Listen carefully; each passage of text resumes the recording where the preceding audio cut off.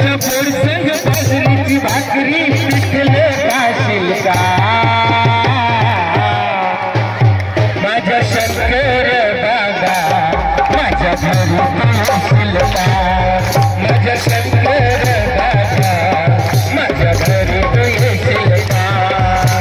कांद्याच्या पोळसंग बाजरीची भाकरी पिठलं खाशील का